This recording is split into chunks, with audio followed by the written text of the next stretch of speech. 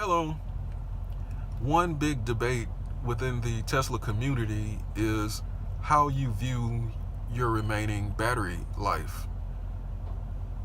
It's you have the people staked out on one side that are strictly percent, and then you have people on one side of the debate that are distance. Personally, I use distance or miles, and I'll explain why. I believe if you use miles, that number will give you accurate information that's easily to make estimates based on your current averages. We all know that the amount of miles you get on a charge can vary based on your driving style, the conditions, be it the weather or elevation or other things.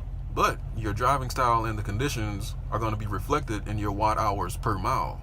And I know if I want to get the rated range, that number that shows up by the green bar, then I need to be under 295 watt hours per mile, about 292 watt hours per mile. In a 75D, you'll need to be at 280 watt hours per mile. Same battery size as mine, but more efficient with the two motors. In a 100D, 294 watt hours per mile. In a P100D, 312 watt hours per mile. And in a long range Model 3, 253 watt hours per mile. Much more efficient. So on one of the many hot days we have here, I'm talking 95 degrees plus, it can be difficult to keep that number under 330 watt hours per mile. So I know that I would need to subtract about 10% from the amount of miles that it's showing. On the really cold days, it can be even more, but I would just subtract accordingly.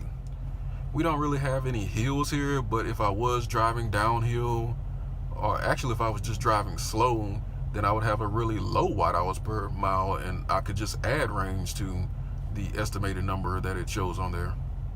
And it helps me because I drive miles, I don't drive percent.